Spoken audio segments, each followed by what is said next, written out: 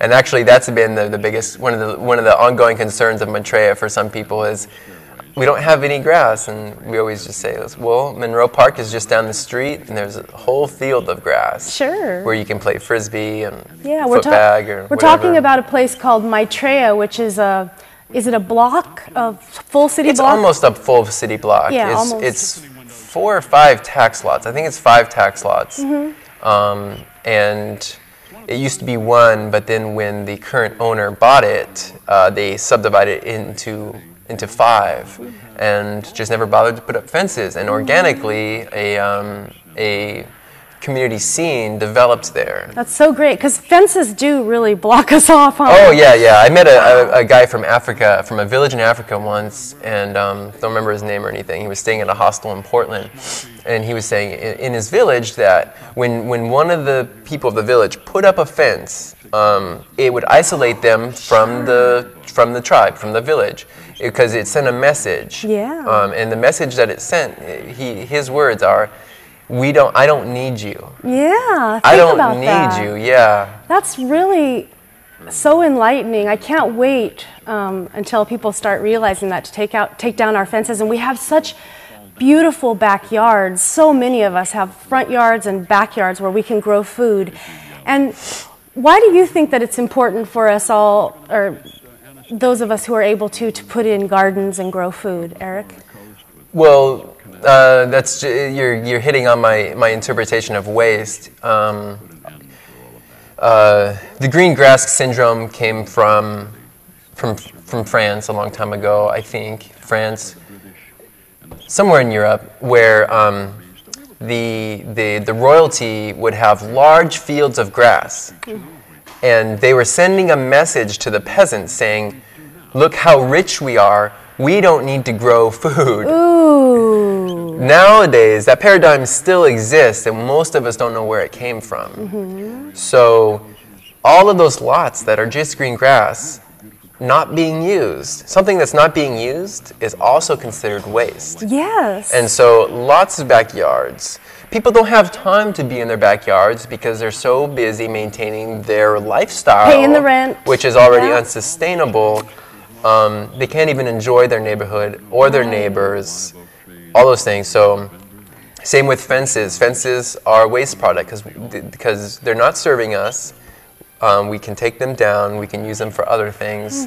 Also, excellent. Yeah, I like to say that the real landfill exists on our neighborhood blocks. Absolutely. People's garages, basements are full of stuff. I've done projects at people's houses where, without them even knowing it, because they had so much stuff they can't keep track of it all, that they had 50% of the materials they needed already on their property to do the project that they were seeking to do. Yeah. So when we share and we get to know our neighbors, things just get so much easier, and that's really, really good news. Can you tell us about these Icosa huts that you're making? Yeah. The Icosa huts are what has really made the action team the action team. I would say it's really, it was the core focus for a couple years, and we're expanding now. Slide 2, please. It's a small structure with an inside diameter of 10 feet, made completely from, or I would say the overall structure, insulation and everything. What you see up on the screen is just a frame structure, and this is like the kind of generic point of it. 98% waste materials. Excellent. And it's a structure that you can build yourself. Go ahead and go to slide 3.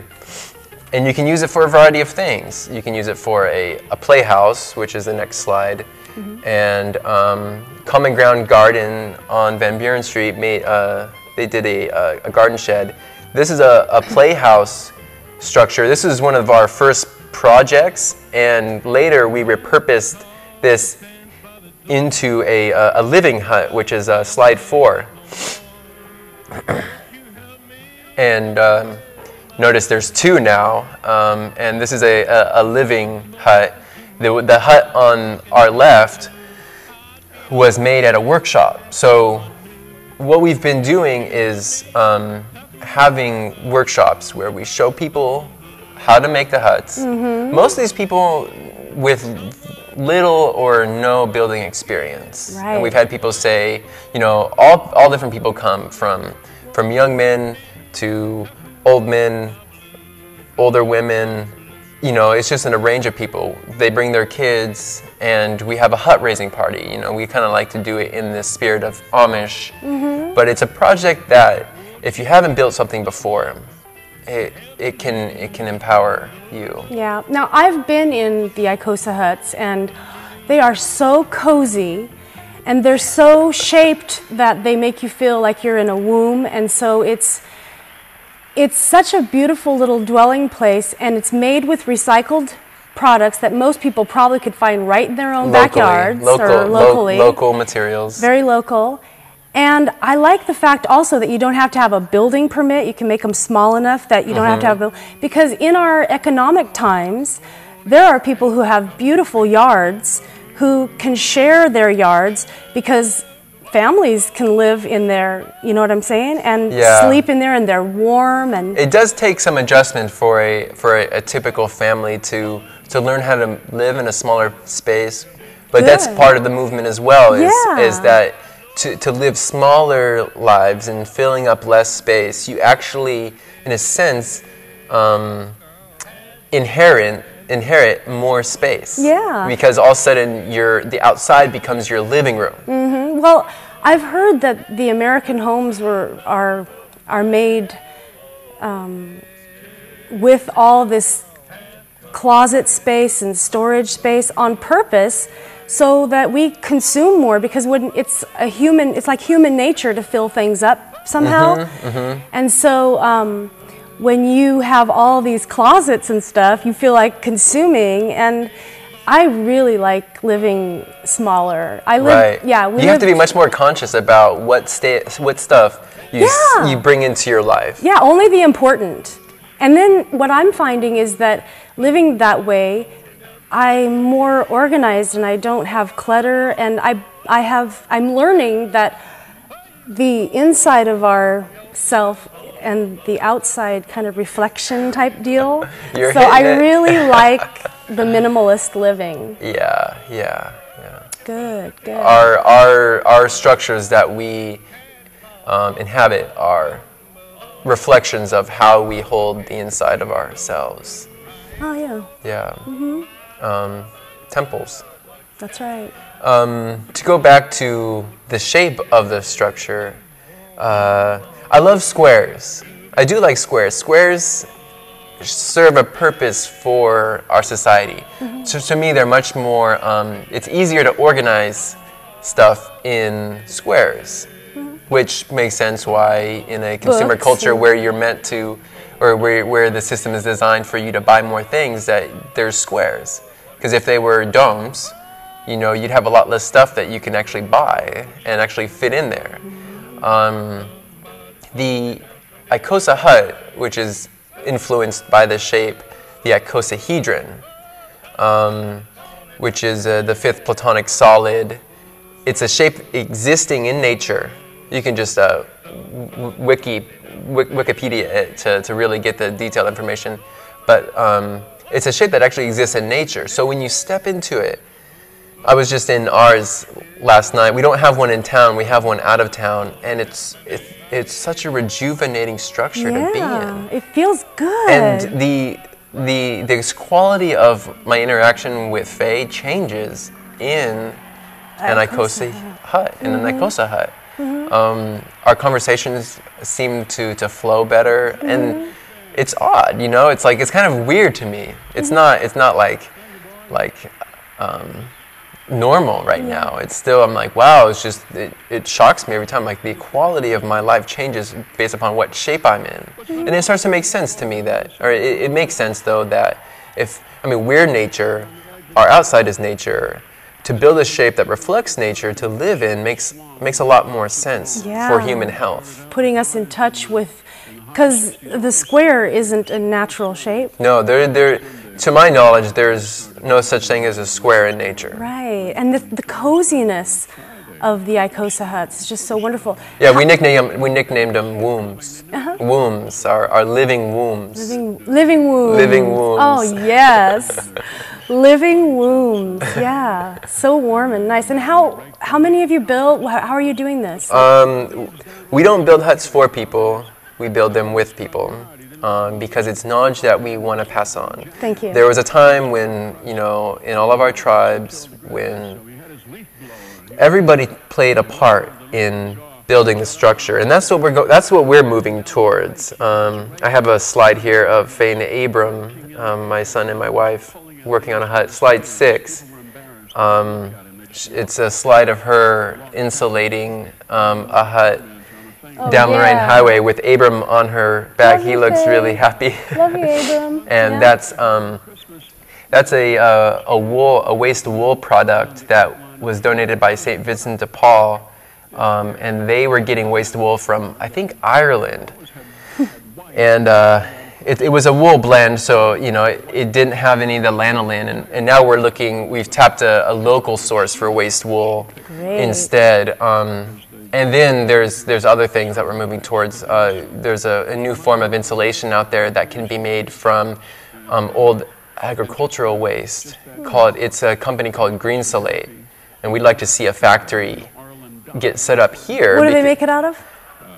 Agricultural waste. Oh. But the key ingredient is mushrooms. It's probably the first ever. You can YouTube them. Greensolate. The insulation panels are grown, and it kind of resembles styrofoam. It's actually I think they're intending for it to be an insulation that is used in the packing industry, padding for products. But it's 100%. Oh, 100%. Earth-friendly? You can throw this on the ground and let it decompose. Cool. And I we'd like to that. grow panels for the Icosa hut. Yeah. With this company, Greensolate. Well, that reminds me of the people in France who are making the isochanvre out of hemp.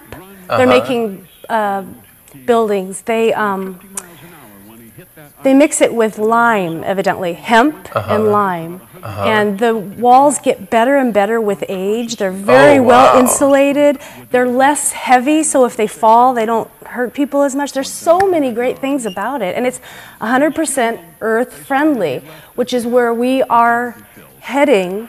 And that's what permaculture is about. Yeah, and really in our economy, that's the way that we need to go for us to revitalize. I mean, Mother Nature is a player in this as well, and Mother Nature is kind of like, sorry, it's like, if you're not going to do this in a way that respects my needs, I'm not going to let you take from me anymore. Yep. And so there's lots of opportunities right now for companies to make this shift. It's going to be hard for some of the bigger companies, and that's okay. But it's the way to go. And locally is where we can see the most action and the most change happen. Yeah. Start saying no to some of the imports and start looking at what we can do locally to meet our local community's needs from local resources. Yeah. Let's talk about local for just a minute. Local is really key, like you said. Think of how much easier it is to be local. They say that most of our food in the shopping stores comes lots of miles. 2,500, I think, is the average meal. I think is 2,500 miles. Your average meal comes about 2,500 miles to get to your plate, when actually we have the ability here to grow food. I mean, all this food right here comes from the Willamette Valley, right around here, Eugene, Springfield. We can grow all of our food. We can. And this is just food that you've collected. Yeah, there's and so you've much. Processed yourself. Yeah. Look, that's awesome. This is what I do. We feed ourselves nuts and garlic, and even we grow wheat here. I've heard that the Willamette Valley, where we are here, is about the same latitude as the most fertile regions of Italy, and it's along the lines of Afghanistan in those areas too. I mean, this is great prime agricultural country, and our farmers need new crops. So local is the way to go. I know in Cuba, when